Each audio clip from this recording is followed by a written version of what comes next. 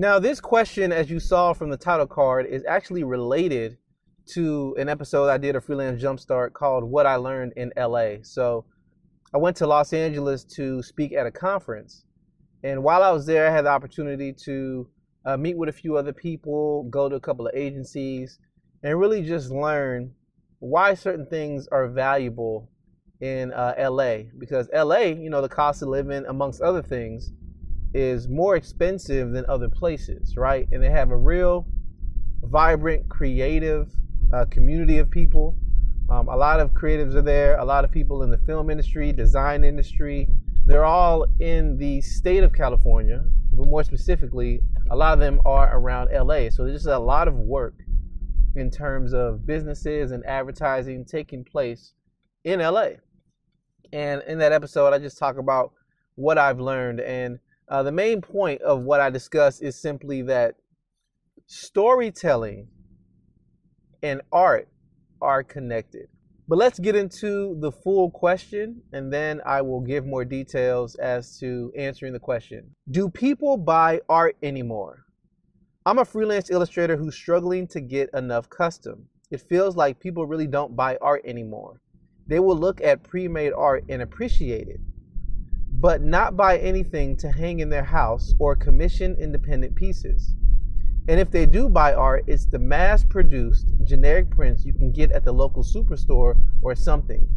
People don't seem to attribute a cost to artwork, or when they have money, they just don't think of artwork as something they want to spend it on. I mean, it's likely I'm also terrible at marketing myself, but I'm just wondering if I'm totally wrong here. So this question came off of Reddit, and the person is wondering, do people buy art anymore? So I didn't get to see their portfolio or anything, but they are an artist in the traditional sense of the word. More specifically, as they're mentioning, they're talking about art that you normally paint or craft and you put on a canvas and you hang up in your house or an art gallery or something of that nature. And the question talked about custom art.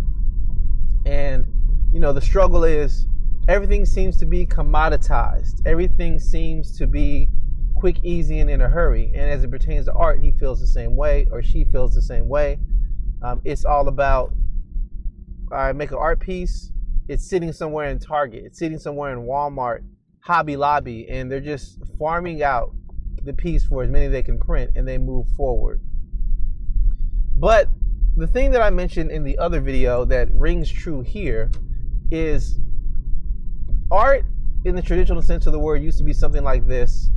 You create something, you invest your time, and it looks good aesthetically. And because it looks good or it looks very curious or different, people might want to hang that on their wall. But the thing is, it's not about them hanging it on their wall, because we've seen art pieces go for a lot of money. Just recently, at the time of this recording, the street artist Banksy did a prank at an art gallery. He gave them one of his pieces, put it in a custom frame, and it went for millions of dollars at auction. And then the frame shredded the art piece. And if you want to be honest, looking at Banksy's art, which was the girl with the balloon, the art itself is not that hard to produce. I mean, honestly, he did it with spray paint. And I'm not traditionally an artist in that sense, but I can probably produce something that looks similar to that. To be honest, it wasn't that difficult of a painting, illustration, graffiti art really to do. And that could be templatized. I could literally do like a cutout of that and like spray paint that all over. I could even put that on a t-shirt. It's really not that hard to reproduce. The value in the art was what he's built up over time and equity as an artist, as well as the story behind it. So in the case of Banksy and his art going for millions of dollars, and then now they're saying it's worth more because it was shredded by his frame. Now they're saying it's worth more. It's because of the story behind it. And when people look at art, they resonate more with art that has a story behind it rather than something that looks aesthetically good, right? Where we are with technology and digital prints, back in the day, in history, it was valuable to have an artist paint you a self-portrait. Like, that was an amazing thing, and those artists could capture self-portraits when cameras didn't exist. When you fast forward to today, we have cameras on our cell phones. So why would I need someone to capture that moment in time? I don't. A computer can do that. A lot of programs can do that. So make sure you're not competing on that level. Make sure you're not competing strictly on aesthetics. Make sure that your artwork has a story behind it.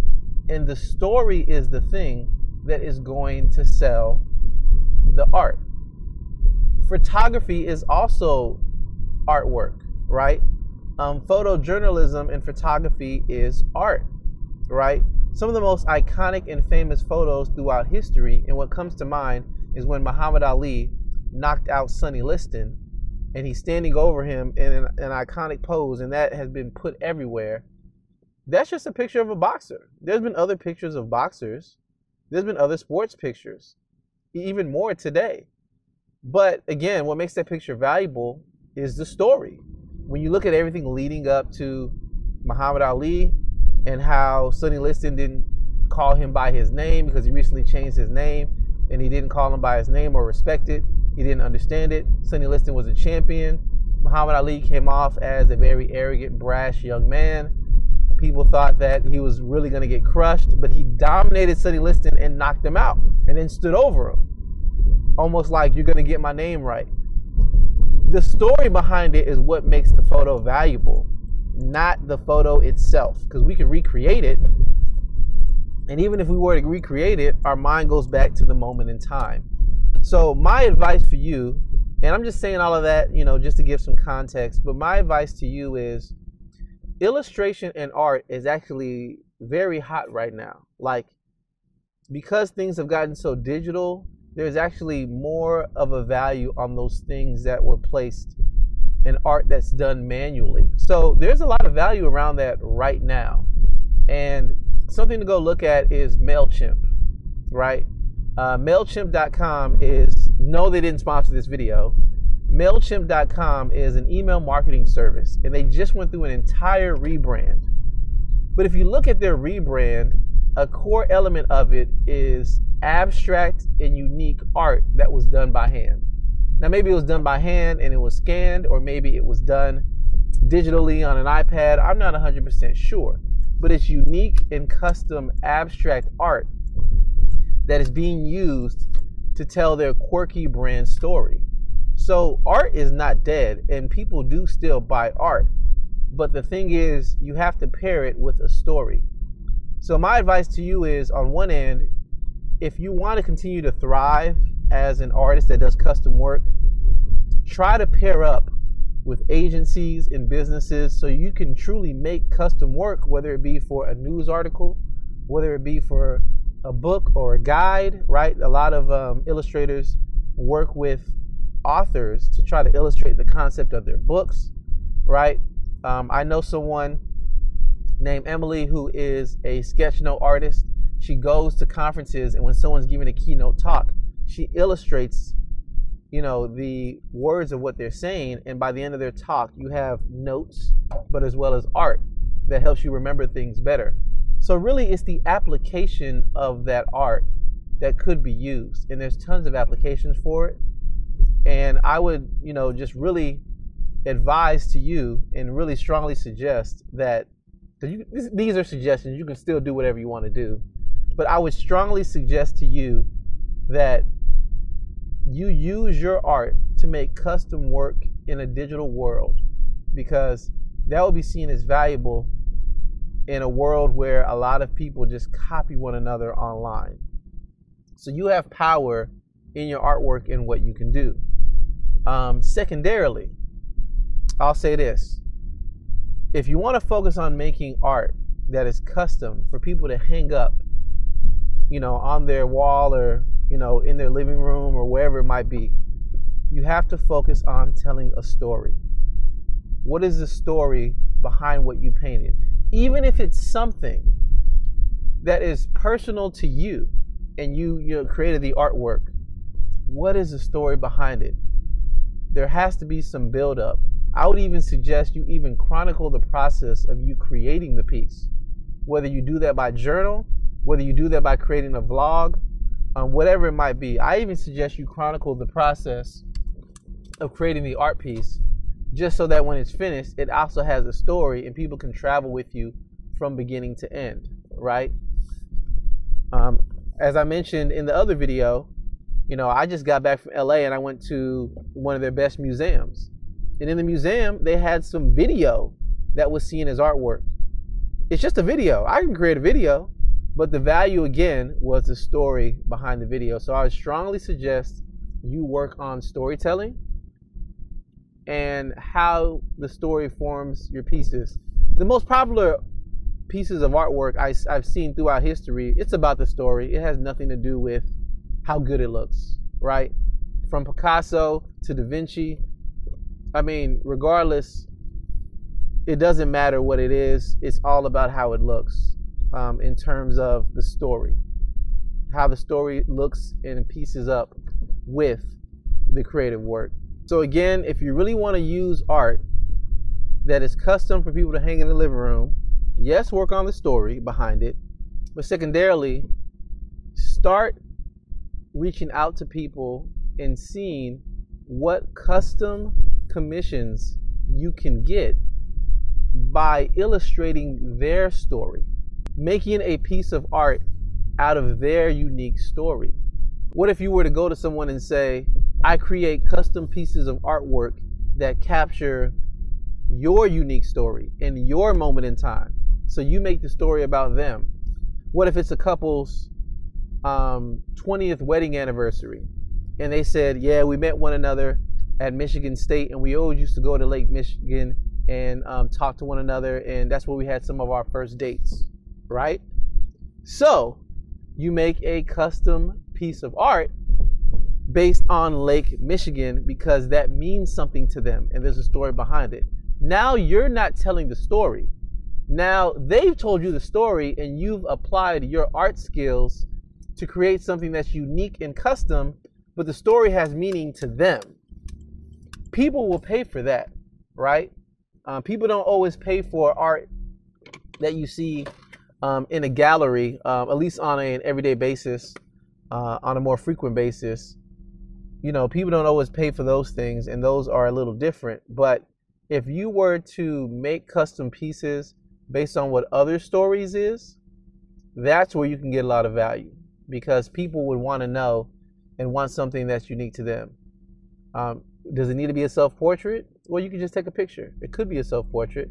But like I said, if it was something more abstract, they might go for that. Maybe somebody lived in New York for years, and they used to live off Fifth Avenue, right? And they had a certain view from their window. And, they remember how it used to look over time. And they lived maybe in New York 30 years. But since that time, they moved on the West Coast, and now they're in California. What if you made an art piece that the canvas was separated into 4 sections, right? And one section is how, New York used to look in the 80s, in the 90s, in the early 2000s, and then past 2010. And then it's close to Fifth Avenue, right? And then you give it to that person. They would value that, because they would say, wow, this is New York City on Fifth Avenue over time. And I remember living there and seeing how the city changed, but I've never seen them paired up with one another. What if you did an art piece that did that, right? Or maybe the art piece was one long image of Fifth Avenue, and each quarter of the piece was a different era, as I just mentioned. That would be valuable, because in terms of the person I'm hypothetically talking about that used to live in New York and now lives in California, they don't have that view anymore. But if you were to paint that, put it on a canvas, and get it to them, they might pay for that because it means something to them and it's a part of their story. Thank you for taking the time to check out this episode. I greatly appreciate it. If you have any comments or questions, feel free to ask, because I want to feature your unique questions on Traffic Talk, and make sure I provide those answers. So I'm pretty much at my destination right now, and I'm back at it again. I was doing quite a bit of conference speaking and traveling, but now I'm back in the saddle, back at it, making content, producing different things. And, you know, this is a big episode, storytelling.